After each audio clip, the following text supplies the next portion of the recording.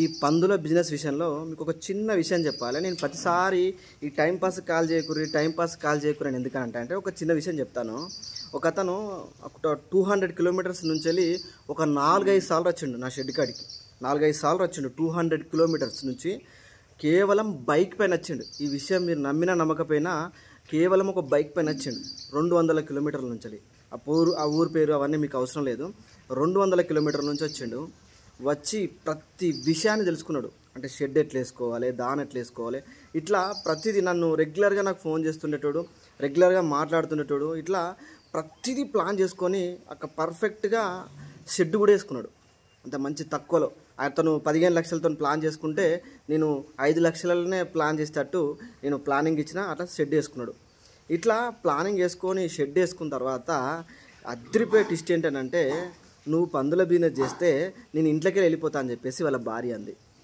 ఇక్కడ ఆయన అన్ని ప్లాన్లు చేసుకొని అవన్నీ చేసుకున్న తర్వాత అప్పటి నుంచి చెప్తుండు వాళ్ళ భార్యను ఫస్ట్ నుంచి వాళ్ళ భార్యకు సంధాయించుకుంటూ రావడం జరిగింది. ఫైనల్గా వాళ్ళ భార్య నేను మాత్రం పందుల షెడ్ పెడితే మాత్రం నేను అక్కడ ఉండేది లేదని చెప్పేసి ఇవి మాట్లాడుతుంటారు. అంటే చిన్న మిస్అండర్స్టాండింగ్. అంటే ఏంటంటే బయట వాళ్ళు ఇది ఇది ఎట్లుంటుంది, ఇది బాగుండదు, దీనివల్ల ఇట్లుంటుంది అట్లుంటుంది, వాసన వస్తుంది, ఇట్లా అవన్నీ మాట్లాడుతుంటారు.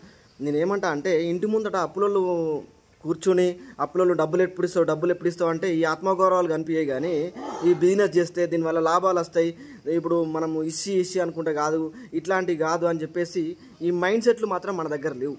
ఎంతసేపు మైండ్ సెట్లు ఎట్లున్నాయంటే పంది బురదల బోరుతుంది, పంది మలం తింటుంది, ఈ నెగిటివ్ మెంటాలిటీదే పర్ఫెక్ట్గా ఉంది. నేనేమంటా అంటే మనము డబ్బులు సంపాదించుకోవాలి. ఫారెనోడు వేరే దేశాలలో పందిని ఒక దేవతలాగా పూజిస్తారు. వాళ్ళకు వచ్చే లాభాల గురించి వాళ్ళు ఆలోచిస్తారు. ఇవన్నీ ఓవరాల్గా నాకు అర్థమైంది ఏంటంటే నేను టైంపాస్కి ఎందుకు కాల్ చేయదని అంటే ఇట్లుంటారు. నేను ఫైనల్గా ఇంకొక విషయం కూడా చెప్తాను మీకు. ఈ పందుల బిజినెస్లో పందిని ముట్టాల్సిన అవసరం అస్సలే ఉండదు. ఒక డెలివరీ టైంలో తప్ప మిగతా టైంలో ఎప్పుడు ముట్టాల్సిన అవసరం లేదు.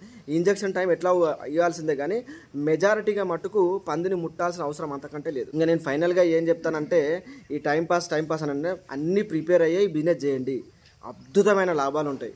అన్నీ ప్రిపేర్ అయ్యి అందరితో మాట్లాడుకొని అన్నీ సెటిల్మెంట్ చేసుకున్న తర్వాతనే మీరు ఈ దందాలోకి దిగండి.